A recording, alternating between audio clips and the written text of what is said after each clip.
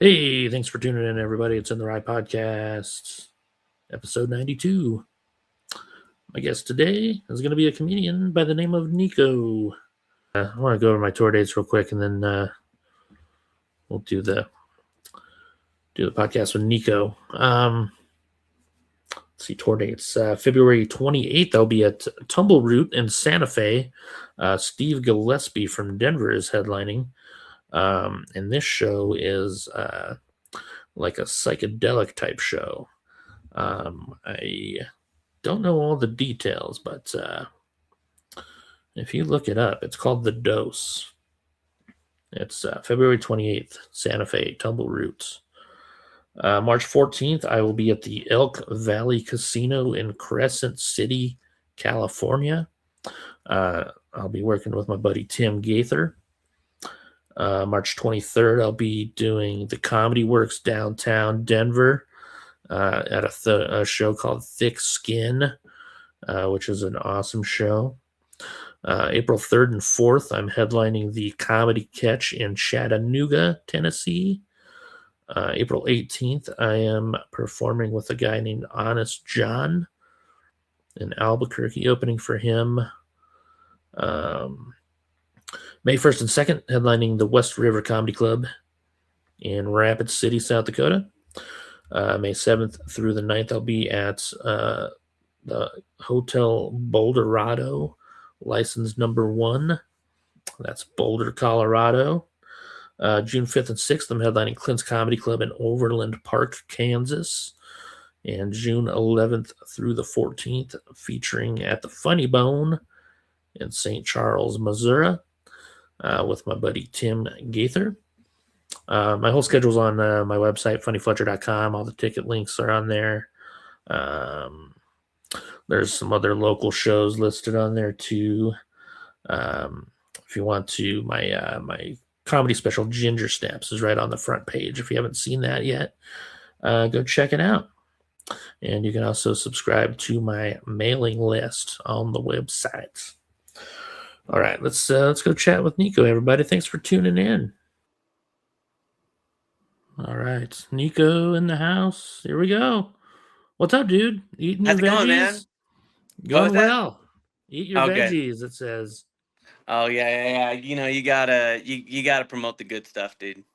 Do you now? Yeah, eat your veggies. Would you have a favorite vegetable? Is pizza a vegetable? Yes. Yeah, then pizza. Yeah. Okay, pizza. For sure. I think that's everyone's favorite. Yeah, exactly. There's a lot of vegetables involved, right? Yeah, well, you can put vegetables on pizza. That's for sure. Tomato sauce is pretty much the vegetable, I think. So yeah. Okay, so lay out your perfect pizza. What's your perfect pizza slice? Oh man. Well, no vegetables. I tell you that. Mostly any kind of meats, like pepperoni and meatballs is probably my favorite. You go meat lovers? You like meat lovers? I'm not a big sausage fan, like Italian sausage. Okay. But yeah, I'll do a meat lovers, maybe some green chili on there. Oh, once in a while.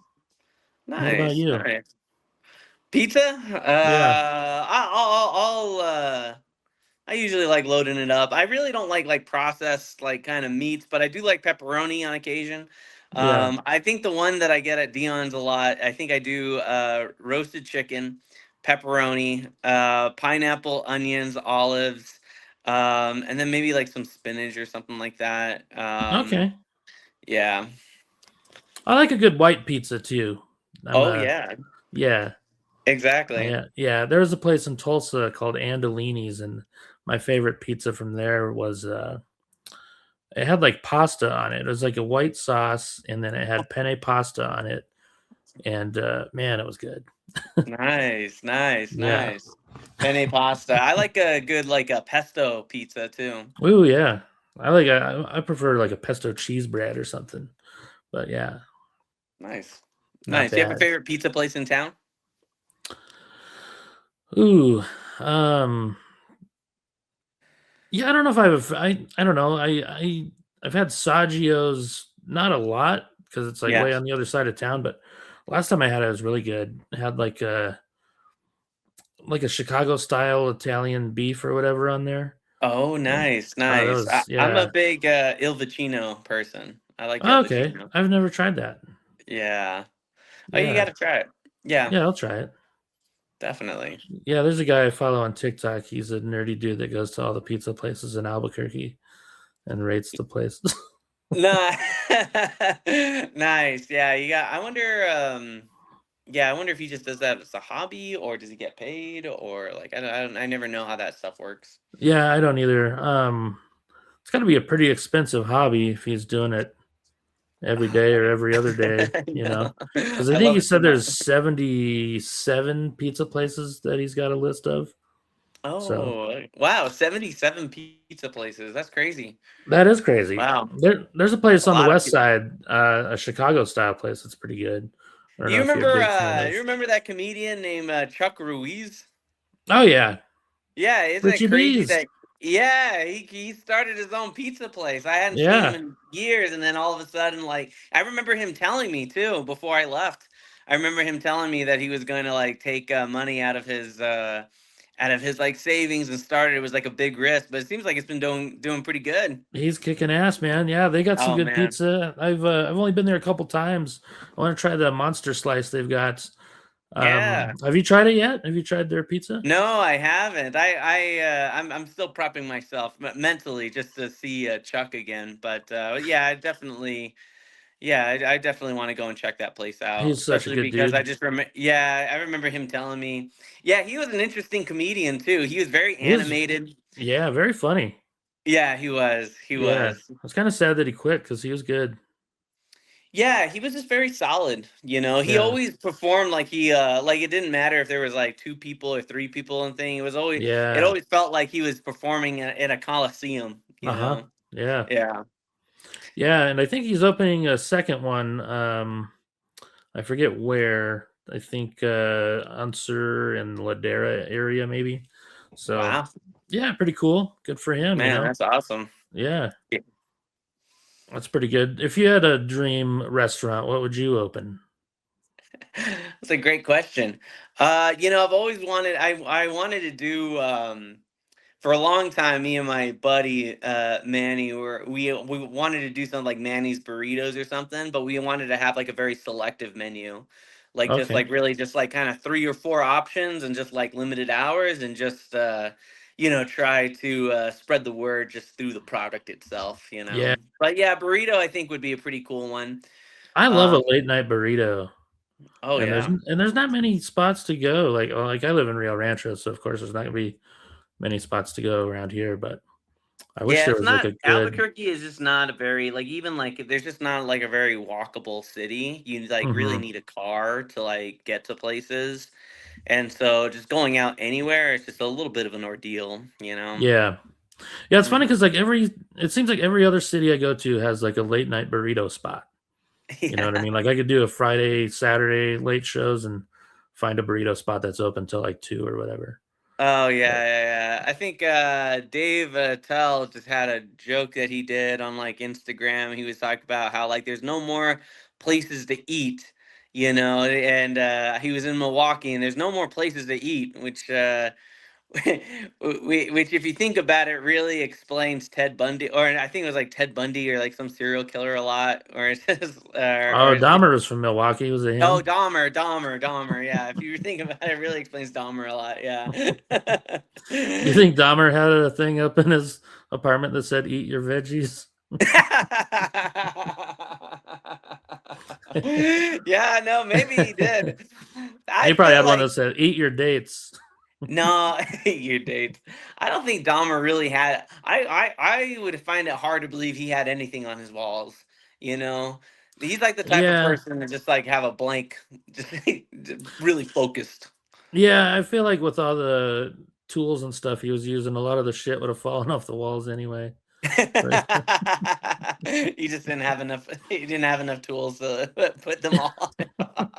He used up all his resources. Yeah. Yeah, And that's Ed pretty Gein was a fun. different story. He used to hang the bodies in the barn or whatever. That was Mm. his artwork. You have a favorite serial killer? Ooh, man. Another good question. I don't know if I have a favorite. I don't know. I'll tell you one that I just Dahmer was find always like it. fascinating Yeah. because I remember when he got caught. I was like 11 or 12 or something. Oh wow. Right, so that was pretty fresh, like in my mind. Like I Mm, remember when he got caught and like all the stories you'd hear and shit like that. yeah. Yeah. I think the one that I'm always Gacy. Gacy's the one I'm always like drawn to, just like as far as just like his interviews and stuff. Like Yeah. Dahmer was interesting because like Dahmer like had like regret and like he was very introspective, but Uh huh. Gacy was like extremely deflective and extremely like confident and like Yeah. he just didn't think he did anything wrong.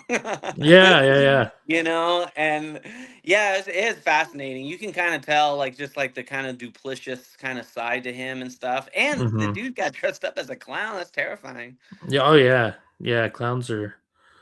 Yeah. I don't know. Killer Clowns from Outer Space came out when I was a kid, so I don't know. It's always kind of clowns are a little creepy to me. Oh, that's a great movie. Yeah. And John Wayne Gacy he lived in Iowa, which is where I grew up, Oh, and really? yeah, he used to live in I think Waterloo, Iowa, and worked at a Kentucky Fried Chicken there. Oh, yeah. He was also like, I think, what, a teacher or something too? Was I he? don't Oh, no, no, remember. no. He was in like real estate or something. I forgot. He had like a lot of side gigs. He was a It seems hustler. like he was a busy guy. I feel like he did construction because he met like a lot of Yeah. younger dudes. Yeah, Um, you're right. You're right. You're right. yeah.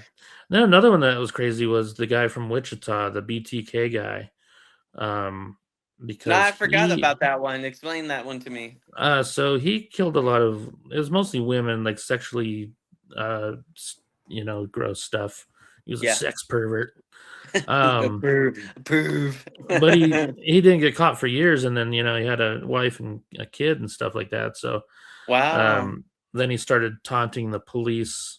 I don't remember, it was like an anniversary or something, or his name got brought up, and he's like, I'm still around. And he ended up getting caught because Because he antagonized the police well later in his. he sent a disc from the church he was working at, and his name was on the disc, like in the metadata. So the guy who was doing the nerdy computer shit was like, okay, whoever it was a dude named Dennis. Oh wow.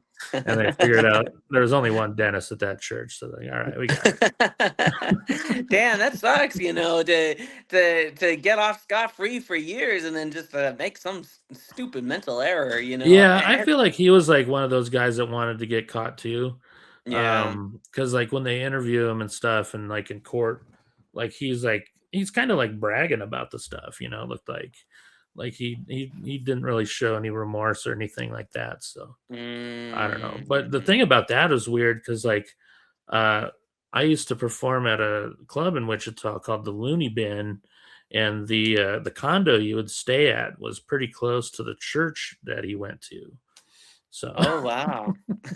yeah, I remember walking by that church one time. I didn't know at the time, but then when I started watching some stuff about him, I was like, oh shit, I've walked by that church before. Oh wow. I didn't realize you had a connection to the man. Well, not like that, but Yeah, yeah. I'm not in the Epstein files or anything like I that either. At least know. I haven't looked anyway. I don't know. Maybe I met the guy. He had a place in New Mexico, so you never know. You know? Yeah, that is true. Yeah, how weird. You're not in the Epstein files, are you? No, no, no, no. You would have I been had one of to. the you would have been one of the victims, probably. Maybe, yeah. You're not old enough to be a pedophile. No, no, no, no. Yeah, that Epstein stuff is kind of crazy. Yeah. What do you think his favorite pizza toppings are? I Like when had he'd go this. to I Dion's, had he'd this. cruise into I had. Albuquerque. Yeah, I had this joke about. I don't even know. I don't even think I said it to anyone. I think I just said it like at parties or something like that. And it was, it was. You know who I feel bad for? I feel bad for the cooks, on Epstein Island, because they didn't know anything. They had no clues other than the fact that it was just a hell of a lot of PB and J's. Yeah. All these rich guys sure like dino nuggets. Yeah, I know. Yeah, all these rich guys here do love Dino Nuggets. Yeah.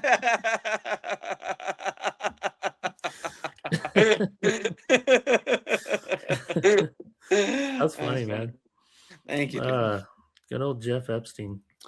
Yeah, I feel like that his name will be a reference for years inside the comedy world. That's for sure. Yeah, for sure.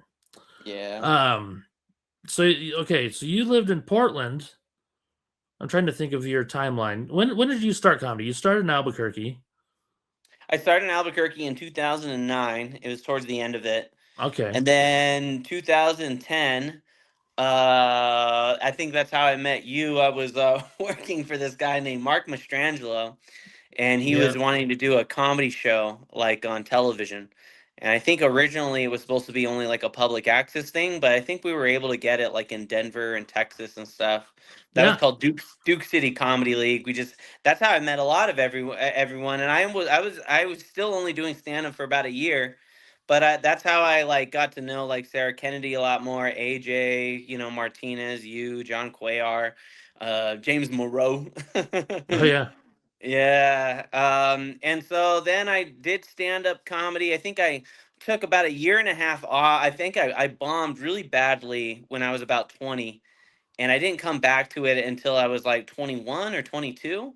And then from that time, from 21 to 25, I was in Albuquerque. I ran a open mic called Broken Bottle towards the end, and Oh actually yeah. I really just inherited that from Sarah Kennedy. Hmm. And then 2015 to about 2000 till late 2024, basically early 2025. That was my time in Portland, and Okay. then I moved back just this past year. And you did comedy the whole time you were in Portland? Yeah, I did. Towards the end, kind of when COVID hit, I started to slow down pretty dramatically. I gotten into like other stuff at the time. One of the reasons too was like one of the comedy clubs that was like booking me the most. It was called Harvey's, but Yeah. they had actually shut down like right when COVID hit, Yeah. and it just kind of put them out of business. And but that was like my really one consistent like comedy club that was just Hmm. like get me booked. That's how I met like Patrick Garrity or like Alex Elkin. Yeah. Um, and yeah, from that time on, and then I would literally there wasn't really too much in Portland. I got into like tennis. I got into chess, like the tennis and chess communities. I started to do that a lot more past 2020, and then but I would always like whenever I was like on vacation or anything, I would like my mind would like kind of go to stand up. Like I'd just be like, oh Hmm. man, like I want to go to Denver, but I really want to check out like what's the comedy scene here like, Hmm. that or like San Francisco, Seattle was another one of them. And then yeah, I kind of just did it very loosely for that time, and then when the opportunity of moving back to New Mexico came, I was just like, oh man, like I really want to like dive like headfirst in the comedy scene here again, and Hmm. like because I knew it was going to be like dramatically different. And so that's kind of just what I did. I was just like I didn't really like announce that I was like coming back or anything. I just wanted to just kind of like there was a part of me that even wanted to like kind of test like even like how good am I? Can I just like start like ground up, like no one really knows who I am, and just do mics and see where I can get from that.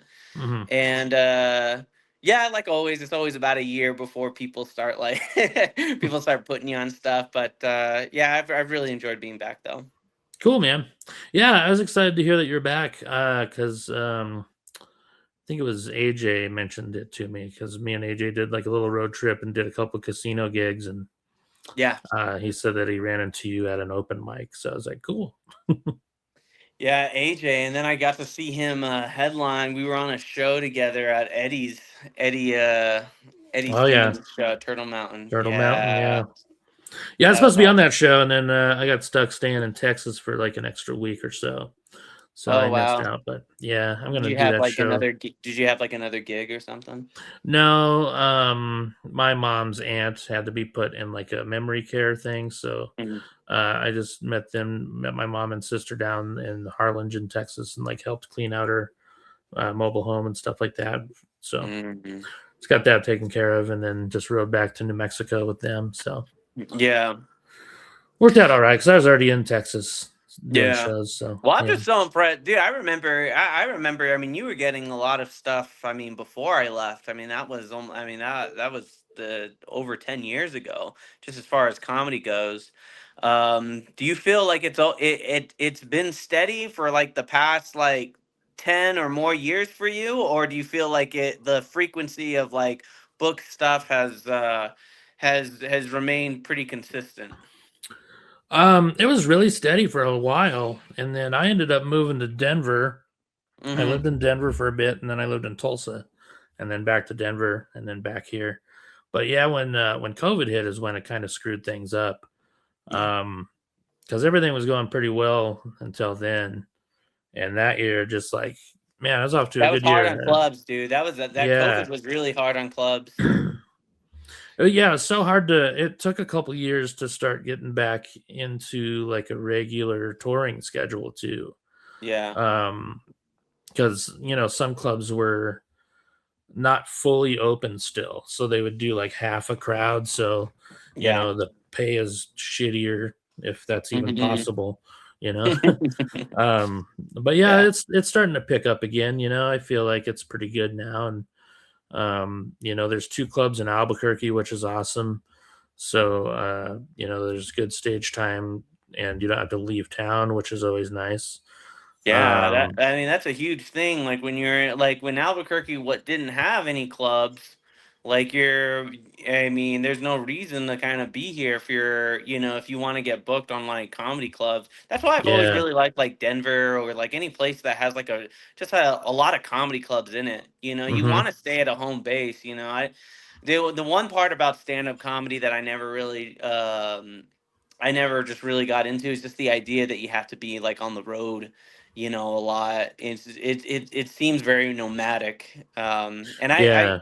yeah, I explained to you like talking to Patrick Garrity that one time, but man, that guy really scared me about Oh yeah.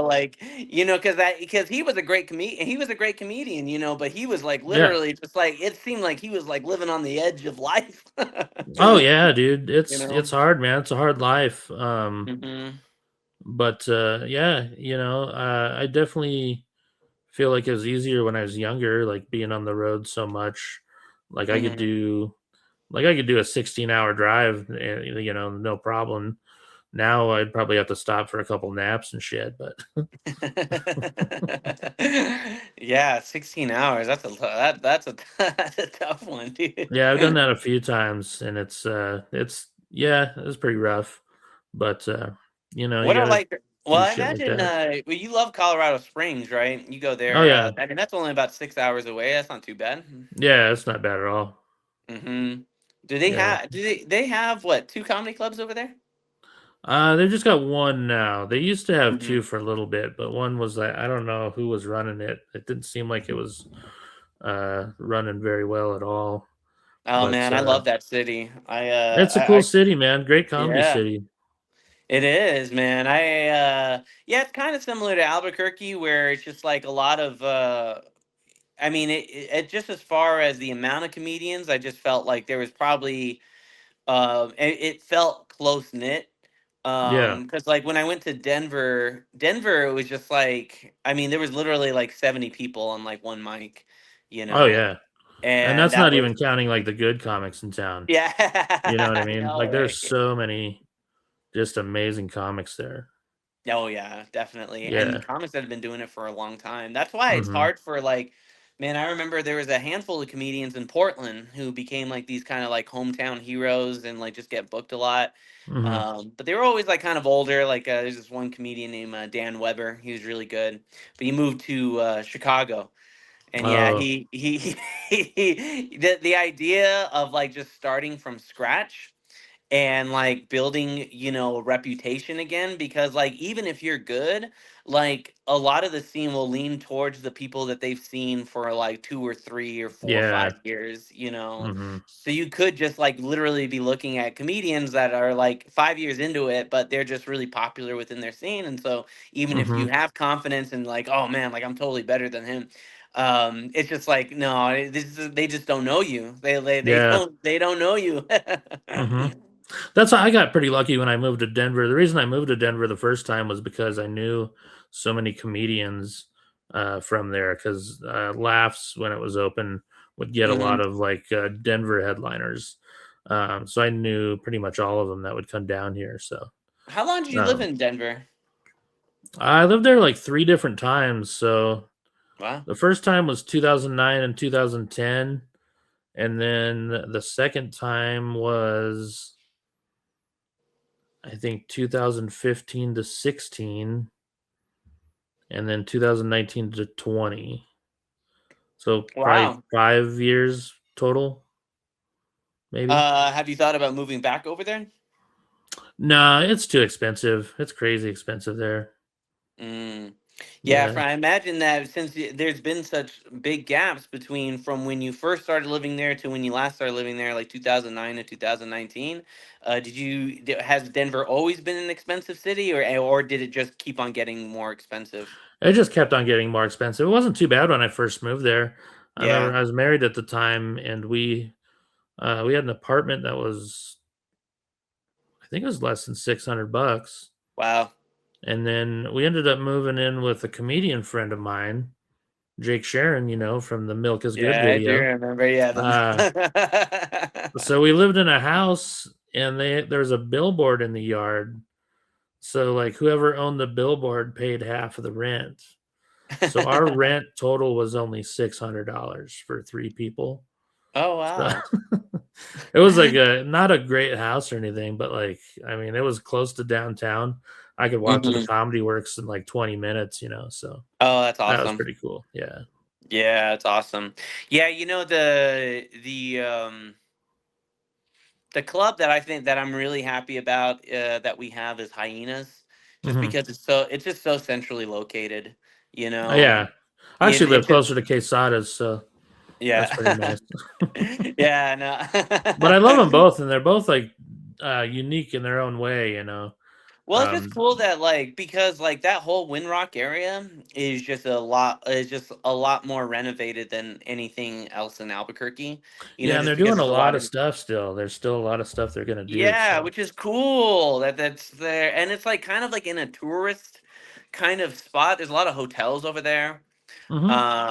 But yeah, I just think it's cool. Yeah, wasn't there another? So there were a couple of comedy clubs, right, that kind of passed during that 10 years when I was away. Mhm. There was Jason Green's one, right? Do you remember that one?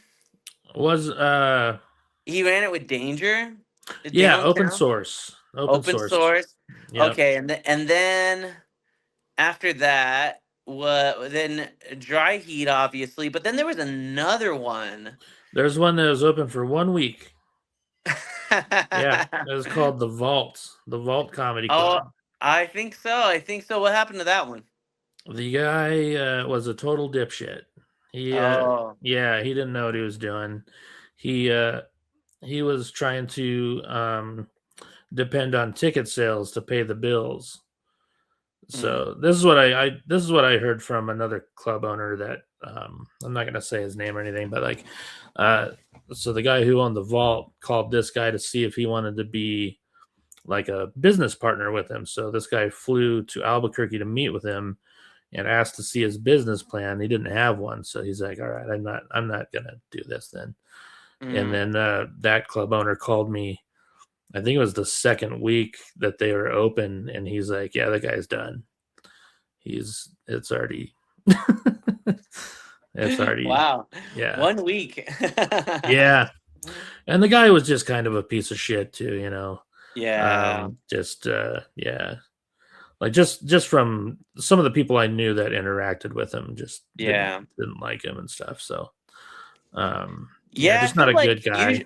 I feel like usually, with more comedians, it's usually better for the comedian themselves as an individual, but also just better for the community because it ups the competition a Oh lot yeah. more. You have more people that want to go out to mics, you Hmm. know, and more just newer comedians, you know. But like trying to establish like a comedy culture in a city that doesn't have one, kind of like Albuquerque had for a Hmm. long time.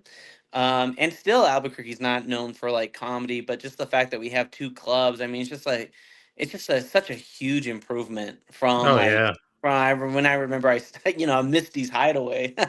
Yeah. Right. Yeah. Yeah, where Stephen Ha Ha Hunt had a monopoly that he Yeah. You shared with did. Kevin Kennedy. Yeah.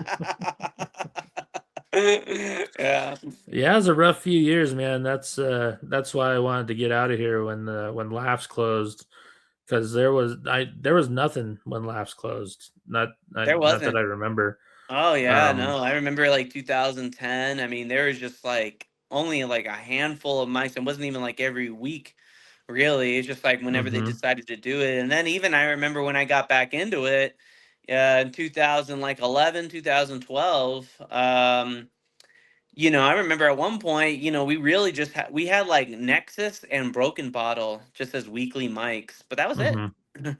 Yeah, Oh, yeah, kind of crazy.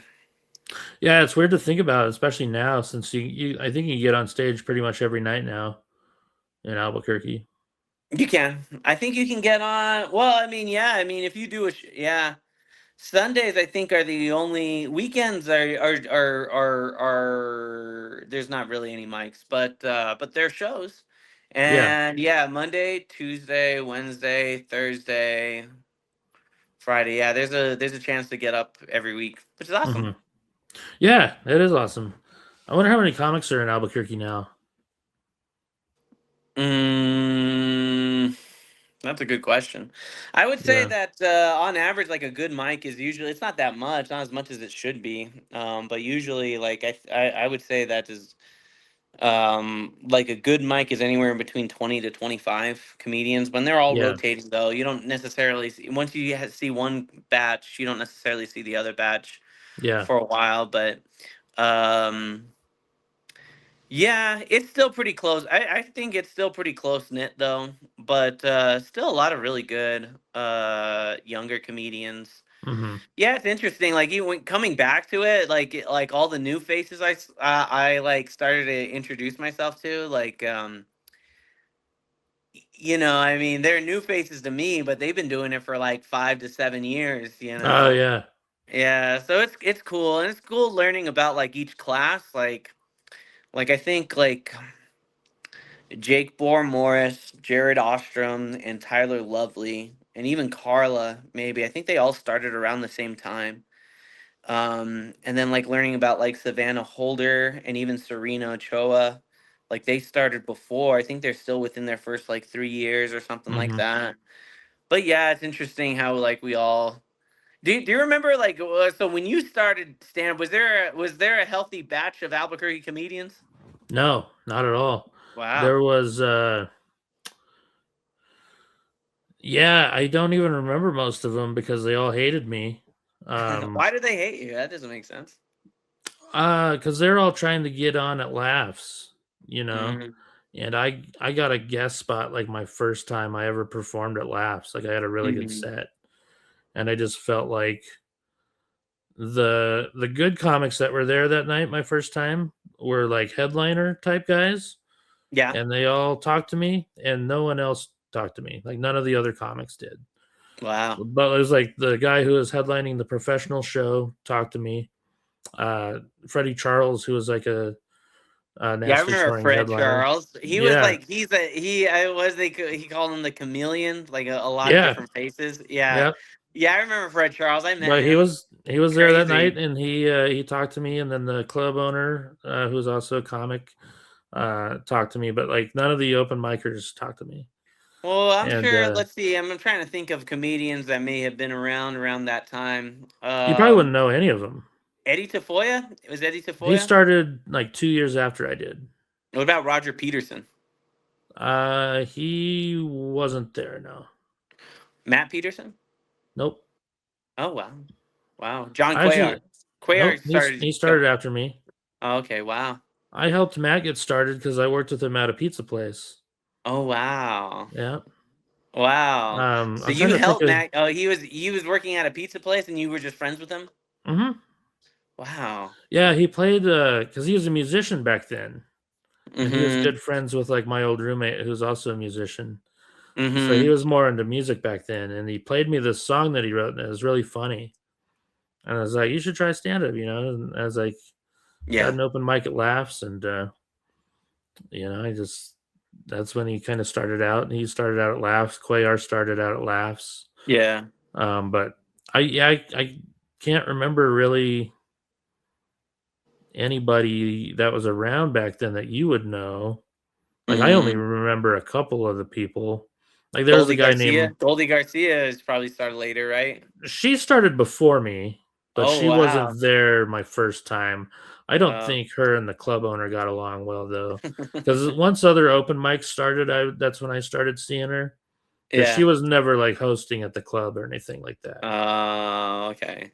So they weren't using like too many local openers at all because there weren't many. The only Yeah. one I could really remember was this guy named Mark Branson. Mm. He was pretty funny, and then he Mm. just kind of disappeared. Um, I don't know if he moved or if he just quit comedy, you know. Mm. And then my friend Mark Shooter started about a year after I did, and me and him were like kind of like the scene for a while at Laughs. Yeah. Me and him started hosting a lot, and then Eddie Tafoya came along, and then we had three pretty decent comics. So, Yeah. and then I think Luis Powell probably started a little after that. Wow, Luis Black Powell. Mike started showing up. I think Kevin Kennedy would come around every once in a while, and then I think Sarah started, I think, a few months before me. I think Sarah started maybe 2009. I think she started maybe early 2009. yeah, she never came to Laughs and performed. I know that. I Well, remember. yeah. I mean, I don't. I think that. I think she probably started at the end of Laughs, Mhm.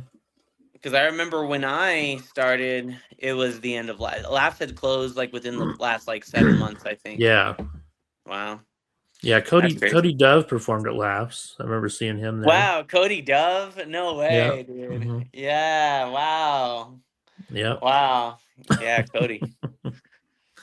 Yeah. And then when I moved back at the end of 2010, like December 2010, and I don't remember what shows were going on, but I remember Stephen Michael Quesada had started doing the after party because he called me. I think it was the day I was moving back. Actually, he called me and asked if I wanted to do the show, and I was Yeah, I like, "Yeah, remember. I'm moving back today, so I could do whatever dates you got open." Yeah, I remember. I was at the Hmm. episode when Bryan Cranston shaved his head. Oh yeah, I was there. Yeah. That was awesome. That That was was really really cool, cool. and yeah, Yeah. just showing how he got into character. That was cool. Yeah. Well, and then he did some of the interview as Walter White. Yeah, Yeah. was that the night he did stand up too? He might. No, I don't think Okay, so. I saw him do He, stand up one night under a oh wow, different Bryan name. Cranston did stand Yeah, up. Did he he do all did it. right? He did great. Oh wow. He did it under the name Lester Panabaker. And it's so funny because I just went down there. I had to do some like promo photos or something, Mm-hmm. and I saw the call sheet and I saw I was just looking to see who the comedians were, and one of them was Lester Panabaker, and I'm like, who the fuck is Lester Panabaker? I was like Yeah. asking people backstage. I was like, hey, who's Lester Panabaker? I thought maybe it was one of Steven's buddies from out of town or something like that, you know. Mm. And then so I'm sitting in the crowd and he brings up Lester Panabaker, and I knew right away it was Bryan Cranston because I saw him backstage and I knew what he was wearing. What was he But wearing? he was just like wearing the suit, but he had the fake glasses and nose and mustache thing Uh, when he came out. So That's pretty it took funny. people a long time to realize it was him. Mm-hmm. But when they realize it, they're like, "Oh shit!" That's pretty funny. Yeah, That's awesome. Yeah, it was great. It was cool to see. Yeah, that was a really cool little time. That Steve Malco Casada, the after party. That was like one of the only time New Mexico had a talk show. You know what's funny is like so at that time like people had like comics had a TV credit before they even performed at a comedy club Hmm. because of that. And they Oh learned yeah. how to do like a late night set before they even set Oh foot in yeah. a comedy club. So I Yeah. thought that was cool, you know. I thought that was a Well, neat I thing. still Like, got. Well, I was the one that put everyone's credentials on IMDb for Duke City Comedy League. I thought that oh, was right pretty on. cool. Yeah, Yeah. Yeah. But that yeah, is no, it's a cool. lot. I was also editing all that, so it was like kind of crazy. Like I literally I like knew like everyone's material at that time. Like it was kind of great. Yeah, Yeah, because I was like you're like literally sick of watching it. Mary Bird's set like over and over and over again. How funny. Yeah. How did you get mixed up with them? Did you Well, always want to do stand I up? was going to CNM at the time for film tech. Okay. And I think I was just there was there was a Craigslist ad that said they were looking for a host of a comedy series. Hmm. But when I got there, um because I was only like maybe like I don't know, like I wasn't that much in it. I was like maybe within my first year. Hmm. But I also was editing a lot at that time.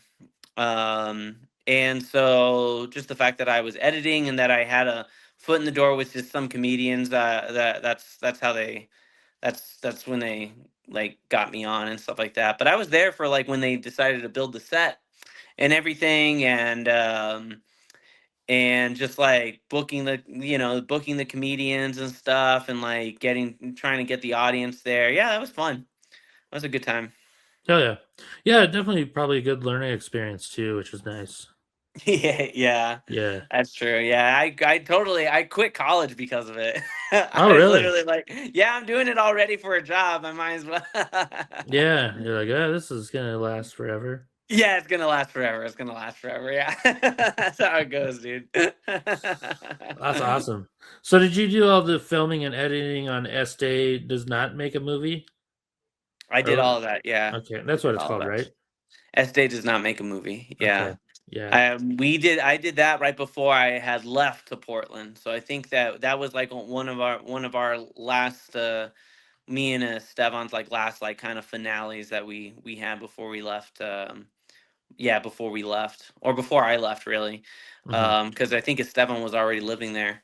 Um, but um, but yeah, no, that was a movie that I think we started around the time Abe Makes a Movie was being made, because Okay. we got in good with Ryan Turry. Ryan Turry actually did hire us to make a behind the scenes like featurette, but he Oh, wanted to cool. make it he wanted to make it like funny, or he wanted to do like Like a some sort of mockumentary type of thing. yeah, like a skit or something like that. And then at some point, I think it was who knows how it just evolved into like this full length movie, Hmm. and we were all very excited about it. I mean, we just thought, and I mean, Ryan, of course, was into it just because I mean he's directing a film, and yeah, I mean it's like making a second film that he's acting in. Hmm. um but yeah, that was great. That was a really great experience. And yeah, a lot of editing. I was living at my dad's house at the time. I wasn't doing much. I was like working at Hastings. um and I would go to the set. I would go and do my sets at Nexus and Broken Bottle, and then when I'd get home I would just be editing that movie all the time. Nice. Yeah, it was Heck good. yeah. I can't believe it actually got a home. I can't believe Tubi picked it up because I Yeah, was that's so pretty. cool. I was honestly I thought for a long time that would Hmm. just be like free on the internet, like on some random site or whatever. Yeah, And yeah, the fact that we got it on someplace, like I was just so happy, that's honestly. super cool. It'd be cool Yeah. to see Abe Makes a Movie get on there or something. Yeah, I know what. Yeah. Yeah, I don't know what happened. I think it was just I don't know, like the for Este,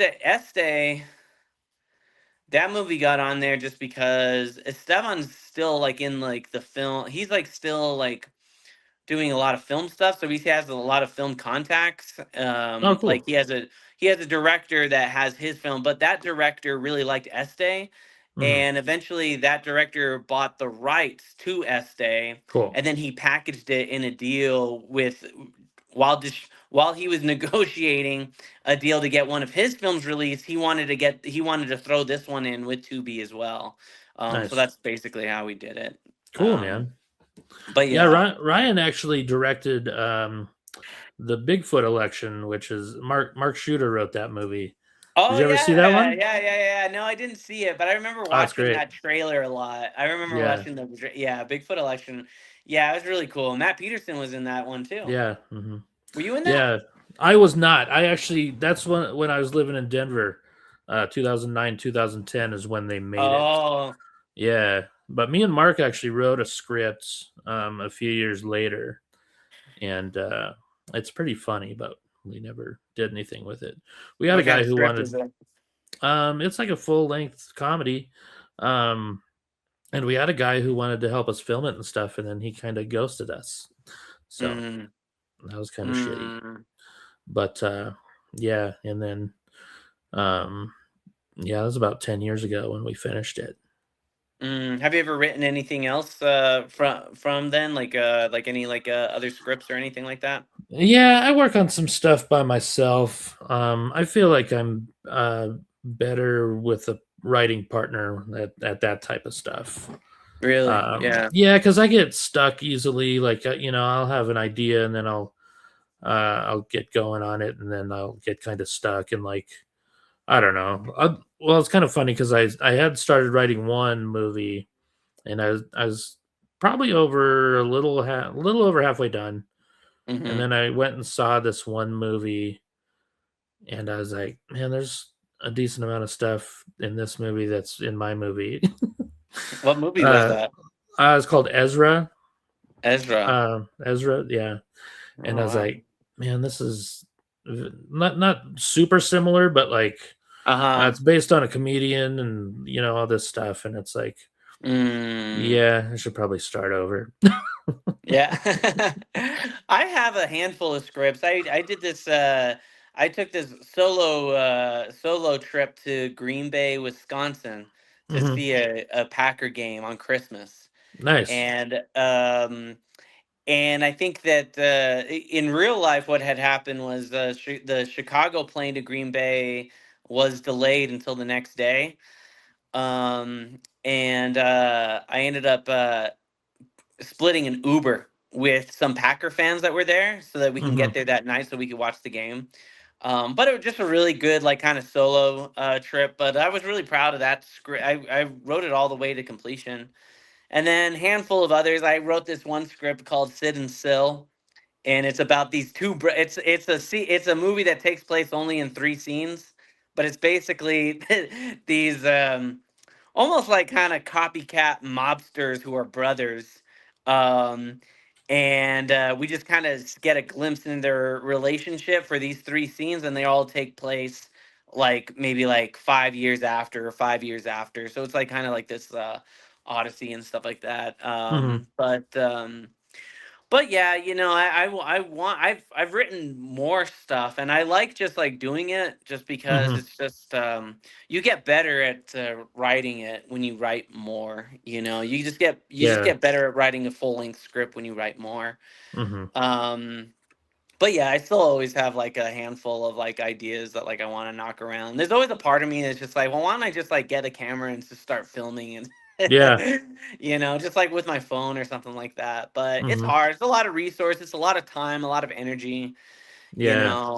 And then the and editing takes forever. oh my god, yeah, it does. It does, man. It does. That's one thing I Yeah. hate about podcasting is like editing clips. But StreamYard now does like it has like an AI thing where it clips stuff for you and it saves Mm. you so much time. So basically, like I'll be talking, and then it'll come to me, and then you'll be talking, and it'll cut to you, and that kind of thing. Yeah, it looks a little weird because like it'll have like it'll cut it where like you're on top, I'm on the bottom or whatever. Mm-hmm. Like I think it goes to like whoever's on top is talking or whatever. But it doesn't look great, but it saves me so much time. Yeah. How long have you been doing this podcast for? I started in July 2020, and Wow. I wanted it to be a weekly thing, but I mean, this is only the 92nd episode, so Yeah. it's hard to like, sometimes I'll have a comedian lined up, and then it's like, hey, let's do Tuesday, and then it's like, oh, my internet's not working. Let's do tomorrow, and then they're like, oh, I can't do today. And then so I'm like, all Yeah. right, I'll record a solo one, and they're like, ah, that one sucks, so I'll just delete it. Yeah, no. I saw a little bit of the last one that you did. Oh, I yeah, forgot with what comedian. Mike Baldwin was the I comic, I th- think. I think so. It was you guys were talking comedy, I think, a lot. You guys were talking like your favorite comedians and stuff like that. Okay. And yeah, no, yeah, I enjoyed it. Oh, thanks, man. Yeah, that's Yeah. mostly what it is. Mostly like interviewing other comics, pretty much, and kind of getting to know them, and finding out like why they do comedy, or who they like look up to and stuff like that. And Mm. sometimes it's fun to learn like the writing process and shit like that. You know. Yeah, you're a writer though. You like to like sit down with like a pen and paper, and you like to. That's Yeah. what you do on your free time. Is you write. Yeah. Hmm. Mm-hmm. Yeah, I love it. I've loved it Hey. since I was a kid. Oh wow! So you've always been writing. Yeah. Mm. So Yeah. I even used like. to draw a lot. When I first, uh, I was probably first grade or whatever, kindergarten. I would draw all the time, and Mm. then I was like the best artist in my class. And then this new kid moved to town, and he was an awesome artist. And I wasn't the best artist in the class anymore, so I was like, "Well, fuck this." Yeah. You only want to do it if you're the best. Yeah. If I feel like the best, I'll keep on doing it. Yeah, Otherwise, so I just started writing instead, yeah, writing well, a little lot more stories, and subjective. Yeah. yeah. Yeah. Do you write I every used day? to no, I used to write longhand a lot actually. In fact, but Okay. I got rid of all my journals. I still have all those bits kind of memorized and stuff. Mhm. Um but yeah, I I would say that writing for me is a lot more, fluid. I usually come up with stuff. I can't like really sit down. Sometimes I'm able to sit down, but I got to be moving. I got to be like pacing around, Mm. and I'll usually come up with like little sentences and little tags, and then I'll clump them together like just in my phone. I do have a notebook, and I used that when I got back to New Mexico, and it was helping a little bit, but I just didn't want. I didn't like the. I didn't. Want to learn the sentence verbatim really. Mm. I just really just wanted to just get the main points down, and honestly, I mean, it kind of works against you sometimes, because then your sentences on stage can seem circular sometimes it just takes you a long, like, just like the word economy is just is not as precise as it needs to be Yeah. if you're doing it that. But it does feel more natural though, which is why I like it. It just feels more like you're with them, kind of talking with them, even though there's a Mhm. lot of like kind of structure there. But yeah, I mean, like when I'm like, when I'm in full mic mode, like I'll usually mic from like Monday through Thursday, and then that Monday, usually on my walk, I'll usually come up with something, and usually it's out of fear or out of pressure. But Mm. I kind of like that. I like, oh man, like I'm about to go and do stand up again. Like I got to come up with something, just one little thing that's like fresh, and then I'll mix it in with something they haven't heard before, or Yeah. it's something they haven't heard in a while. Mhm. But I like that process. I like the process of like this, just like kind of this infinite word collage that you're Mhm. creating and adding to it. And I love when you start. I feel like you start to realize what your mind tends to gravitate towards, Mhm. because naturally when you start getting this, and then all of a sudden, like, you have like all these like sentences and all these jokes like that lean toward like one side of your brain, or one side, or just like, or one set of topic or something like that. And over time it just becomes more expansive. Yeah. uh, yeah, and I told you already that that's why I loved watching Alex Elkin do Mhm. stand up, just because there was so much structure there. Like he was like he had so much of his own material. Like because if you were to just look at his set list from each night, it would be the same set list. But if you were to watch him, it's a completely different like Yeah. show each and every time. But a lot of the but I think that's part of his power. He was able to like just keep it fresh and just like kind of go on these tangents, but he also knew his material so well that he could just kind of weave in and out of it. Hmm. That's what I loved. I really Yeah. loved watching that. Yeah. I think he had a special on Tubi for a little bit. I imagine. I Yeah. imagine. Wow. I gotta check that out. Yeah. Yeah, he's Yeah. a great I guy. think if I remember right, it was filmed at one of the Looney Bins. I feel like it was the Mm. Little Rock one, but I could be wrong. Um, yeah, that's where I met Alex, was the Tulsa Looney Bin. You know who was Um, also a great guy? Do you remember a guy named William Spotted Bear? oh yeah, from Yeah. Minnesota. Yeah, he's Great a good dude. guy. Yeah. Yeah. I met him. Dang, I want to say it was here in Albuquerque, maybe before I left. Maybe an imbibe. Yeah, maybe. He was doing a lot. He was either that or Portland. I don't know. I'm kind of getting my memory, but yeah, he was just a He really used to come down here quite a bit. I feel like he had family or yeah something down here. yeah he did. I think he was maybe at the Brickyard place that Mike. No, the pizza place that do you remember that pizza place that Mike that they used to be down here? It was Downtown? yeah. Yeah, someone just mentioned that the other day. It I was the forgot the name place of that place. behind the pizza place was NYPD.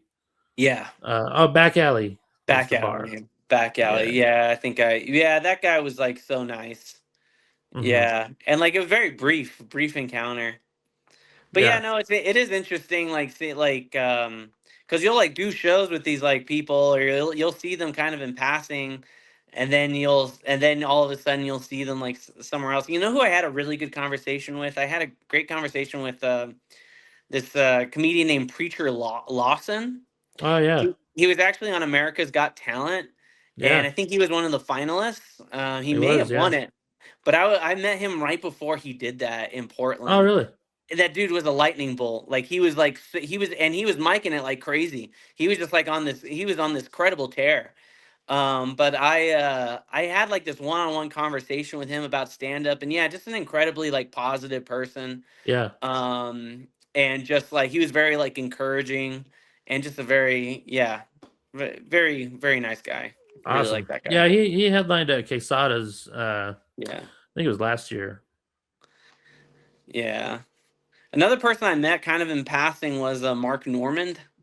Oh yeah. I've heard Yeah, of he was him. great. Yeah, me and him. I talked to him about like his joke for like almost like 15 minutes. It was really it was really cool. Oh yeah. Yeah, he loved like kind of talking about like the like I think I asked him like where the origin of this like one joke or thing came from. But yeah, he had no problem like telling me like everything about it. It was like really That's cool. cool.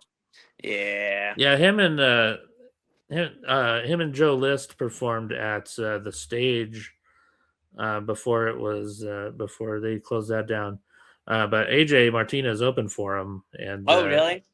and they did a podcast. They did a live podcast recording, No way. That's awesome. and AJ got to be on there with him. Yeah, Oh man, I gotta look that up.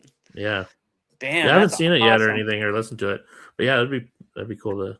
AJ said they were Yeah. awesome. They're super nice Man, dudes. AJ is so funny, dude. Just the way his brain works. Hmm. Yeah. Yeah, it's pretty remarkable, honestly. I mean, when I was watching him recently, I was like laughing at the same stuff that I was kind of laughing at before. I Yeah, mean, just like his like angles on certain things, and he's just a very smart guy. He's a smart he guy. is. Yeah, Yeah, he's fun to watch. Yeah. yeah. I just feel like a lot of comedy is just like trying to recontextualize things, you know. Hmm. Um, and and yeah, and so like watching comedians like AJ or Eddie or like you, like it's just like it's cool. It's cool to Yeah. watch. Yeah. Yeah, it's funny because I didn't really have comics to look up to really when I started out. Hmm. Like Freddie Charles was always on the road, so I never really got to see him. And Yeah. Russ, the owner of the club, owner of Laughs, he'd only perform like once a year at the club. Hmm. But he started taking me on the road with him once I got good enough to go on the road and stuff. So I Wow. learned a lot of shit from him, which was nice. What's Russ Um, doing nowadays? he owns a booking agency. Oh, okay. Yeah, so he books like a lot of cruise ship comics and stuff like that. Oh, okay. Yeah, so that's pretty cool. Mm. So what's your goal? What's your goal in comedy, Right Nico? now, Yeah, I think do you I have a just want goal? to. Well, I mean, I just never felt like I've been able to have. I just never felt like I was able to have like felt like a big fish in a small pond moment. Mm-hmm. Even when I left Albuquerque, I kind of felt like I was popular, but I just didn't. I just wasn't. I wasn't that. I wasn't that confident in my material. In Portland, I got a lot more confident in Yeah. stand up. I think with stand up now, I just want to just get better enough to just get on shows more consistently. I just want to keep on doing it for one. I think that in itself is a little bit of it is hard to sustain. Just Mm-hmm. doing it, finding reasons to convince yourself to keep on doing it. But yeah, I really just want to I love cultivating and organizing material. I think I just love that whole process. So it's just yeah, it's hard to think of necessarily a goal. I mean, obviously, you just want more stage time. You want more opportunities to get longer sets. Mm-hmm. Because the only way you get better at like a 15-minute set is if you have 15-minute sets to get better Yeah. at. Mm-hmm. You know what I mean? Like it's just hard to like start clumping like these 5-minute sets together. You know, Mm-hmm. but stand up gives me a lot of confidence just because of all the stuff that I've been able to do within it. Yeah. So I feel like at this point it's just like a part of my life, and I just want to, just keep on doing it and just try to just get booked as much as possible. Maybe try to supplement just some of the Uber income with comedy income would be nice. Even just a third of it or a fourth of it. Yeah, for sure. Yeah. So I guess that's really it, though. Cool, man. Yeah, I love that there's two clubs here. Not only for me, but like for the comics who have never performed at clubs. Yeah. I think it's a good learning process to learn how to like write for a comedy club audience, Yeah. and learn how to, what they like and stuff like that. Like just knowing stuff that's not going to go over well at a certain club and things like that. I think that's Yeah. definitely a good thing to know. Yeah. Just having that Plus doing the experience, longer though. sets too, Yeah. like really honing a good, when you're hosting, you get to do like a 10-minute set. And if you're doing four in a row over the weekend, that's really helpful. Like by Saturday night, you're like, all Yeah. right, I No, got this shit down. absolutely. Yeah, that's why I loved Harvey. That's why I loved like Helium back in Portland. I mean, they were just. I mean, those were just official like comedy club type stuff, or even like just doing like the. And we talked about how we both did specials at one point, but just like Hmm. having like the opportunity to just do back to back to back to back shows, Yeah. like it's so helpful. Hmm. It's you literally yeah, and it's just like it's great. I mean, it's a great way to kind of sort through material. It's a great way to just yeah, just get better, really. Yeah. Oh Yeah. yeah. Yeah, I feel like Portland had a pretty good scene. I know I met a few people from there. Hmm. Like Lonnie Bruin was a guy that I've known for years. I remember asking you if you met him. You said you hadn't, right? I feel like I know that name, so I may have actually come across him, but Yeah, yeah, he was yeah, definitely an old school guy. yeah. Actually, Handful of there's comedians, yeah, they're still over there. Like, there's this comedian named Susan Rice. She's been doing oh it yeah, forever. she's great. Yeah, Yeah, yeah, I remember Susan. yeah. I haven't Amy, have seen you her met? in Have years. you met Amy Miller? No, I know who she is though. Yeah, She's she kicking was. ass. Yeah, Yeah. definitely. definitely. Yeah, she was on her way out right when I came in. Oh, Yeah, really? that she was riding. She was riding the high. Yeah. Yeah, so she was there for like maybe my first year, then she left. Okay. Yeah, I I think that met was I like met a guy from Portland last year here in Albuquerque, and I can't remember his name. Um, I wish I could because he was a funny dude. mm. I think Is he he had an younger? album out. He was probably Mm. a little younger than me, maybe. Okay. But he had like I think he's selling like his album on like vinyl or something. Oh, yeah. Yeah, so that's kind of cool. Yeah. Well, it's nice to like see like comedians that like you just that are still doing it, even if yeah, like yeah, I mean, because it's been such a like I feel like I have like this like I love talking to Lloyd Lee a Oh yeah, lot. Yeah, he's great. Just I because just I didn't know him very well. I met him a couple times and we just had coffee together like a week or so ago.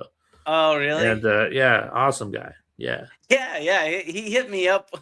He hit me up randomly, like during the day, and he just wanted to talk about like material and stuff. yeah.